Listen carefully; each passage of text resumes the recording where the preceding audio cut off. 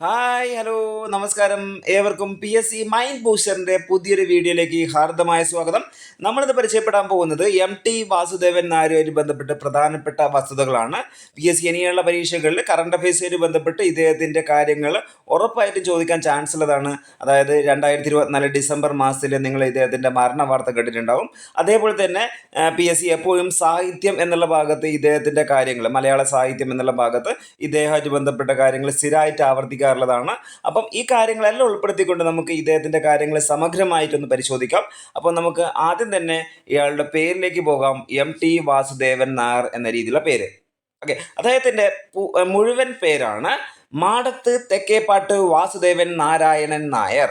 അതായത് MT എന്ന രീതിയിലുള്ള ഫുൾ ഫോം മാടത്ത് തെക്കേപ്പാട്ട് എന്നാണ് അദ്ദേഹത്തിന്റെ വീട്ടുപേര്. അപ്പൊ അദ്ദേഹത്തിന്റെ പേര് മാടത്ത് തെക്കേപ്പാട്ട് വാസുദേവൻ നാരായണൻ നായർ.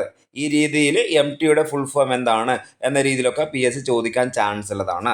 ഓക്കെ, നെക്സ്റ്റ് ഇദ്ദേഹത്തിന്റെ ജനനം 1933 ജൂലൈ മാസത്തിലാണ്. 1933 ജൂലൈ മാസത്തിലാണ് ഇദ്ദേഹം ജനിച്ചിരിക്കുന്നത്. അതേപോലെ തന്നെ അദ്ദേഹത്തിന്റെ ജനന സ്ഥലം പാലക്കാട് ജില്ലയിലെ കൂടല്ലൂരാണ് ഇദ്ദേഹത്തിന്റെ ജനന സ്ഥലം. അദ്ദേഹത്തിന്റെ മരിച്ച ഡേറ്റ് 2024 ഡിസംബർ 25 ഓർത്ത് വെച്ചുള്ള ചോദിക്കാൻ ചാൻസ് ഉള്ളതാണ്.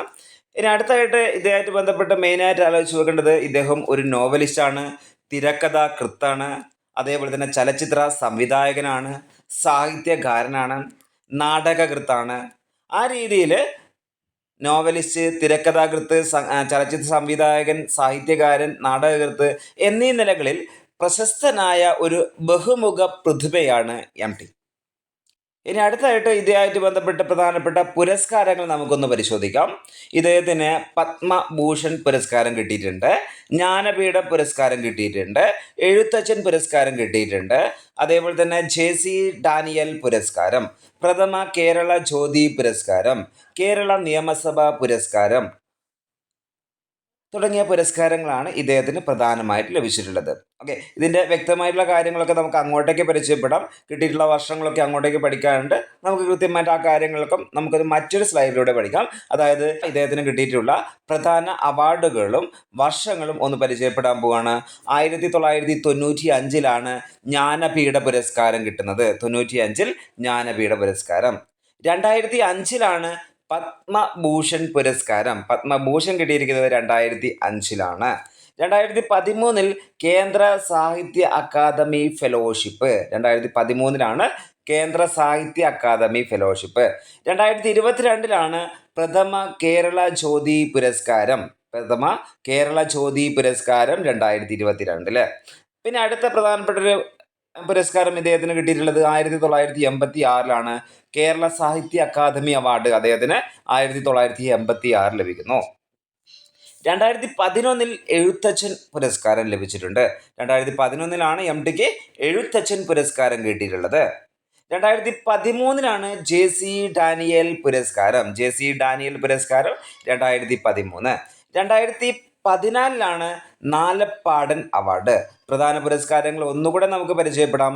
95 ജ്ഞാനപീഠ പുരസ്കാരം, 2005 പത്മഭൂഷൺ, 2013 കേന്ദ്ര സാഹിത്യ ഫെലോഷിപ്പ്, അടുത്തായിട്ട് 2022 പ്രഥമ കേരള ജ്യോതി പുരസ്കാരം, 1986 കേരള സാഹിത്യ അക്കാദമി അവാർഡ്, 2011 എഴുത്തച്ഛൻ പുരസ്കാരം, 2013 JC ഡാനിയൽ പുരസ്കാരം, 2014 നാലപ്പാടൻ അവാർഡ്. ഇത്രയും പുരസ്കാരങ്ങളാണ്, പ്രധാനപ്പെട്ട അവാർഡുകളാണ് ഇദ്ദേഹത്തിന് കിട്ടിയിട്ടുള്ളത്. കൃത്യമായിട്ട് കിട്ടിയിട്ടുള്ള വർഷങ്ങളൊന്ന് ആലോചിച്ച് വെച്ചോളാം. ഓക്കെ, സിനിമയായിട്ട് ബന്ധപ്പെട്ട് അദ്ദേഹം കുറേ പ്രവർത്തിച്ചിട്ടുണ്ട്. അതായത് അദ്ദേഹം 7 സിനിമകളുടെ സംവിധാനം ചെയ്തിട്ടുണ്ട്. അതേപോലെ തന്നെ ഏകദേശം 54 സിനിമകൾക്ക് തിരക്കഥ എഴുതുകയും ചെയ്തിട്ടുണ്ട്. അദ്ദേഹത്തിൻ്റെ ആദ്യ തിരക്കഥ ഏതെന്ന് ചോദിച്ചു കഴിഞ്ഞാൽ അതാണ് മുറപ്പെണ്ണ്. ആദ്യ തിരക്കഥ മുറപ്പെണ്ണാണ് ആദ്യ തിരക്കഥ. 1973 ആദ്യമായി ഒരു ചിത്രം സംവിധാനം ചെയ്ത ചിത്രമാണ്. ആദ്യമായി സംവിധാനം ചെയ്ത ചിത്രം ഏതെന്ന് ചോദിച്ചു കഴിഞ്ഞാൽ നിർമാല്യം. 1973 ഈ നിർമാല്യം എന്ന ചിത്രത്തിന് മികച്ച ഫീച്ചർ ഫിലിമിനുള്ള ദേശീയ അവാർഡ് ലഭിക്കുന്നത്? അതായത് നിർമാല്യം എന്ന സിനിമയ്ക്ക് മികച്ച ഫീച്ചർ ഫിലിമിനുള്ള ദേശീയ അവാർഡ് ലഭിച്ച വർഷം 1973 മനസ്സിലാക്കി വെച്ചോളാം. ഓക്കെ, രണ്ട് കാര്യങ്ങളാണ് ഇവിടെ മനസ്സിലാക്കി വെക്കേണ്ടത് മെയിനായിട്ടും. അതായത് ആദ്യത്തെ തിരക്കഥ മുറപ്പെണ്ണ്, ആദ്യത്തെ സിനിമ ആദ്യം സംവിധാനം ചെയ്ത സിനിമയാണ് നിർമാല്യം. അതേപോലെ തന്നെ 1973 നിർമാല്യത്തിന് മികച്ച ഫീച്ചർ ഫിലിമിനുള്ള അവാർഡ് ലഭിച്ചിട്ടുണ്ട്. ഓക്കെ, സിനിമാ രംഗവുമായി ബന്ധപ്പെട്ട് ഇദ്ദേഹത്തിന് കിട്ടിയിട്ടുള്ള പ്രധാന പുരസ്കാരങ്ങളൊന്ന് പരിശോധിച്ചാലോ? ആദ്യം തന്നെ നമുക്ക് നോക്കാം. മികച്ച ചലച്ചിത്രത്തിനുള്ള ദേശീയ പുരസ്കാരം. മികച്ച ചലച്ചിത്രത്തിനുള്ള ദേശീയ പുരസ്കാരം 1973 നിർമാല്യം എന്നുള്ള സിനിമയ്ക്ക്. ഓക്കെ, നിർമാല്യം എന്നുള്ള സിനിമയ്ക്ക് 1973 എന്ത് കിട്ടി? മികച്ച ചലച്ചിത്രത്തിനുള്ള ദേശീയ പുരസ്കാരം. അതേപോലെ മികച്ച ചലച്ചിത്രത്തിനുള്ള കേരള സംസ്ഥാന പുരസ്കാരം 1978 ബന്ധനം എന്നുള്ള സിനിമയ്ക്കാണ് 1978 മികച്ച ചിത്രത്തിനുള്ള കേരള സംസ്ഥാന പുരസ്കാരം ലഭിക്കുന്നത്. നിർമാല്യം, ബന്ധനം 1973 ദേശീയ പുരസ്കാരം, 1978 കേരള സംസ്ഥാന പുരസ്കാരം. അതേപോലെ തന്നെ മികച്ച ചലച്ചിത്രത്തിനുള്ള കേരള സംസ്ഥാന പുരസ്കാരം 1991 കടവ് എന്നുള്ള സിനിമയ്ക്കും അദ്ദേഹത്തിന് ലഭിച്ചിട്ടുണ്ട്. 1991 കടവ്, 1978 ബന്ധനം എന്നുള്ള സിനിമയ്ക്ക്. അടുത്തതായിട്ട് തിരക്കഥയുമായി ബന്ധപ്പെട്ട് പ്രധാന പുരസ്കാരങ്ങൾ ഏതൊക്കെ കിട്ടിയിട്ടുണ്ടെന്ന് നോക്കാം. മികച്ച തിരക്കഥയ്ക്കുള്ള ദേശീയ പുരസ്കാരം ഇദ്ദേഹത്തിന് മികച്ച തിരക്കഥയ്ക്കുള്ള ദേശീയ പുരസ്കാരം 4 തവണ ലഭിച്ചിട്ടുണ്ട്. ഏതൊക്കെ സിനിമയാണെന്ന് നോക്കിക്കോ. 1990 ഒരു വടക്കൻ വീരകഥ എന്നുള്ള ചിത്രത്തിന്, 1992 കടവ് എന്നുള്ള ചിത്രത്തിന്, 1993 സതയം എന്നുള്ള ചിത്രത്തിന്, 1995 പരിണയം എന്നുള്ള ചിത്രത്തിന്. 90, 92, 93, 95. ഓക്കെ, ഒരു വടക്കൻ വീരകഥ, കടവ്, സതയം, പരിണയം 4 പ്രാവശ്യമാണ് മികച്ച തിരക്കഥയ്ക്കുള്ള ദേശീയ പുരസ്കാരം MT തേടിയെത്തിയിട്ടുള്ളത്. അതേപോലെ തന്നെ മികച്ച തിരക്കഥയ്ക്കുള്ള കേരള സംസ്ഥാന പുരസ്കാരം MTക്ക് കിട്ടിയിട്ടുള്ളത് 2 തവണയാണ്. ആ 2 സിനിമകളൊന്ന് പരിശോധിക്കാം. 1978 ബന്ധനം എന്നുള്ള സിനിമയ്ക്ക്, 2009 കേരളവർമ്മ പഴശ്ശിരാജ എന്ന സിനിമയ്ക്ക്. 2 സിനിമകൾ, ബന്ധനം, കേരളവർമ്മ പഴശ്ശിരാജ. 2 തവണയാണ് മികച്ച തിരക്കഥയ്ക്കുള്ള കേരള സംസ്ഥാന പുരസ്കാരം MTക്ക് ലഭിക്കുന്നത്. 1978 2009 ബന്ധനം, കേരളവർമ്മ പഴശ്ശിരാജ. ഇങ്ങനെ 2 അവാർഡുകൾ മനസ്സിലാക്കി വെക്കുക. അതേപോലെ തന്നെ ദേശീയ പുരസ്കാരം എന്നുള്ള രീതിയിൽ 4 സിനിമകളുടെ പേരുകളും സംസ്ഥാന പുരസ്കാരം എന്നുള്ള രീതിയിൽ 2 സിനിമകളുടെ പേരുകളും ആലോചിച്ച് വെച്ചോളാം. നിളയുടെ കഥാകാരൻ എന്നറിയപ്പെടുന്ന വ്യക്തിയാണ് MT വാസുദേവൻ നായർ. അതായത് മനസ്സിലാക്കി വെക്കേണ്ട കാര്യം, നിളാ നദിയെയും ചുറ്റുമുള്ള പരിസ്ഥിതി പ്രശ്നങ്ങളെയും കുറിച്ച് പലപ്പോഴായി എഴുതിയ ലേഖനങ്ങൾ കണ്ണാന്തളി പൂക്കളുടെ കാലം എന്ന പേരിൽ പ്രസിദ്ധീകരിച്ചിട്ടുണ്ട്. അതായത് ചോദ്യം ഇങ്ങനെ വരാം: കണ്ണാന്തളി പൂക്കളുടെ കാലം എന്ന കൃതിയിൽ അല്ലെങ്കിൽ എന്ന പ്രസിദ്ധീകരണത്തിൽ പരാമർശിച്ചിട്ടുള്ള പാശ്ചാത്തലം എന്താണെന്ന് ചോദിച്ചു കഴിഞ്ഞാൽ നിളാനദിയാണ്. അതായത് നിളാനദി എന്ന് പറയുമ്പോൾ ഭാരതപ്പുഴ. അപ്പോൾ നിളയുടെ കഥാകാരൻ എന്നറിയപ്പെടുന്ന വ്യക്തി ആരെന്ന് ചോദിച്ചു കഴിഞ്ഞാൽ ആലോചിച്ച് വെച്ചോളാം, MT വാസുദേവൻ നായർ.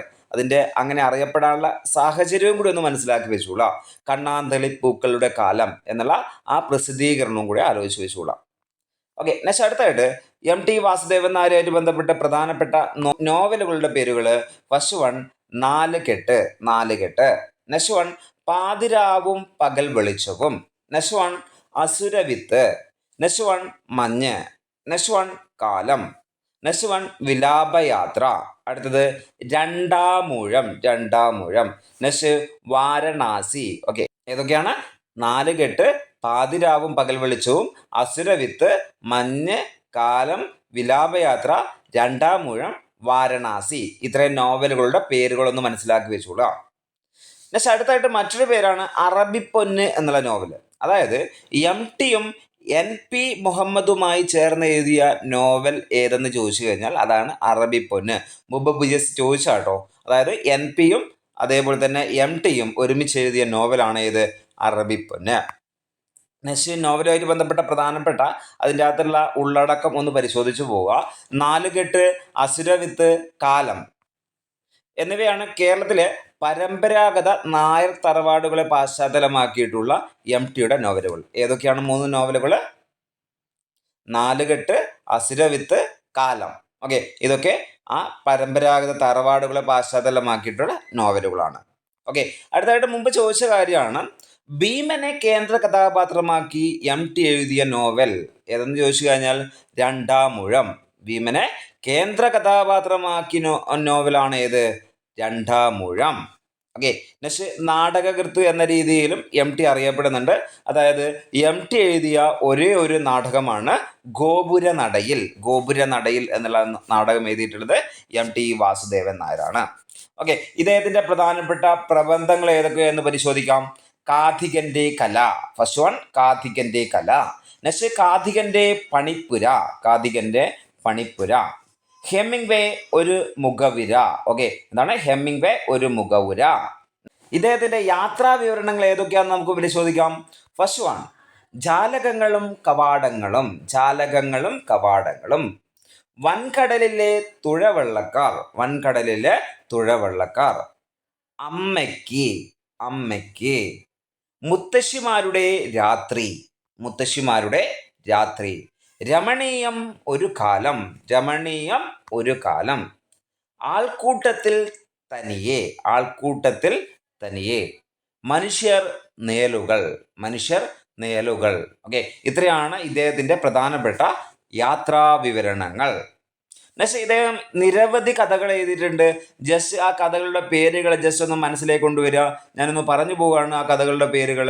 ആദ്യം ഇമ്പോർട്ടൻ്റ് ആയിട്ടുള്ള കഥകളുടെ പേരുകളാണ് പറയുന്നത്. അത് ഓരോന്നായിട്ട് നോട്ട് ചെയ്ത് പോവുക. ഇരുട്ടിൻ്റെ ആത്മാവാണ് ഫസ്റ്റ് വൺ. ഇരുട്ടിൻ്റെ ആത്മാവ്. ഓളവും തീരവും, ഓളവും തീരവും. കുട്ടിയേടത്തി, കുട്ടിയേടത്തി. വാരിക്കുഴി. പതനം, പതനം. ഇരുട്ടിൻ്റെ ആത്മാവ്, ഓളവും തീരവും, കുട്ടിയേടത്തി, വാരിക്കുഴി, പതനം. ബന്ധനം, ബന്ധനം. സ്വർഗം തുറക്കുന്ന സമയം, സ്വർഗം തുറക്കുന്ന സമയം. വാനപ്രസ്ഥം, വാനപ്രസ്ഥം. ദാർ എസ് സലാം, ദാർ എസ് സലാം. രക്തം പുരണ്ട മൺതരികൾ, രക്തം പുരണ്ട മൺതരികൾ. വെയിലും നിലാവും, വെയിലും നിലാവും. കളിവീട്, കളിവീട്. ഓക്കെ, ഒന്നാം സെറ്റായിട്ട് ഇത്രയുമാണ് നമ്മൾ പറയുന്നത്. ഒന്നുകൂടെ പേരുകൾ പറഞ്ഞു പോകാം. ഇരുട്ടിൻ്റെ ആത്മാവ്, ഓളവും തീരവും, കുട്ടിയേടത്തി, വാരിക്കുഴി, പതനം, ബന്ധനം, സ്വർഗം തുറക്കുന്ന സമയം, വാനപ്രസ്ഥം, ദാർ എസ് സലാം, രക്തം പുരണ്ട മൺതരികൾ, വെയിലും നിലാവും, കളിവീട്. നെക്സ്റ്റ് വേദനയുടെ Pookkal, Vedanayude Pookkal. Sherlock, Sherlock. Oppol, Oppol. Next Ninte Ormaykku, നിന്റെ ഓർമ്മയ്ക്ക്. വിത്തുകൾ, വിത്തുകൾ. കർക്കിടകം, കർക്കിടകം. വിൽപ്പന, വിൽപ്പന. ചെറിയ ചെറിയ ഭൂകമ്പങ്ങൾ, ചെറിയ ചെറിയ ഭൂകമ്പങ്ങൾ. പെരുമഴയുടെ പിറ്റേന്ന്, പെരുമഴയുടെ പിറ്റേന്ന്. കൽപ്പാന്തം, കൽപ്പാന്തം. കാഴ്ച, കാഴ്ച. ശിലാലിഖിതം, ശിലാലിഖിതം. കുപ്പായം. ഇത്രയാണ് ഇദ്ദേഹത്തിൻ്റെ പ്രധാനപ്പെട്ട കഥകൾ. ഒന്നുകൂടെ രണ്ടാമത്തെ സെറ്റ് ഒന്നുകൂടെ പറഞ്ഞു പോകാം. വേദനയുടെ പൂക്കൾ, ഷെർലക്ക്, ഓപ്പോൾ, നിന്റെ ഓർമ്മയ്ക്ക്, വിത്തുകൾ, കർക്കിടകം, വിൽപ്പന, ചെറിയ ചെറിയ ഭൂകമ്പങ്ങൾ, പെരുമഴയുടെ പിറ്റേന്ന്, കൽപ്പാന്തം, കാഴ്ച, ശിലാലിഖിതം, കുപ്പായം. ഇത്രയൊക്കെയാണ് പ്രധാനപ്പെട്ട ഇദ്ദേഹത്തിൻ്റെ കഥകൾ. എനിക്കറിയാം നിങ്ങൾക്ക് ഇതിനകത്ത് ഏറ്റവും കൂടുതൽ ബുദ്ധിമുട്ടുണ്ടാക്കുക ഇദ്ദേഹത്തിൻ്റെ നോവലുകൾ, കഥകൾ ഇതൊക്കെ പഠിക്കാൻ വേണ്ടിയിട്ടാണ് ബുദ്ധിമുട്ടുണ്ടാവുക. അപ്പം ഇതുമായിട്ട് ബന്ധപ്പെട്ട് ജസ്റ്റ് കോഡുകളൊക്കെ നമുക്ക് എന്ത് ചെയ്യാം മറ്റൊരു വീഡിയോയിൽ പരിചയപ്പെടാം. ഇപ്പം നമ്മൾ ഇത്രയും കൃതികളുടെ പേരുകൾ മനസ്സിലേക്കൊന്ന് കൊണ്ടുവരിക. ഇതുമായിട്ട് ബന്ധപ്പെട്ട കോഡുകൾ നമുക്ക് മറ്റൊരു വീഡിയോയിൽ പരിചയപ്പെടാം. ഓക്കെ, വീഡിയോ എല്ലാവർക്കും ഇഷ്ടപ്പെട്ടിട്ടുണ്ടെന്ന് വിചാരിക്കുന്നു. ഇഷ്ടപ്പെട്ടിട്ടുണ്ടെങ്കിൽ ഒന്ന് ലൈക്ക് ചെയ്യുക, അതേപോലെ തന്നെ മറ്റുള്ളവരിലേക്ക് എത്തിക്കുക. Okay, thank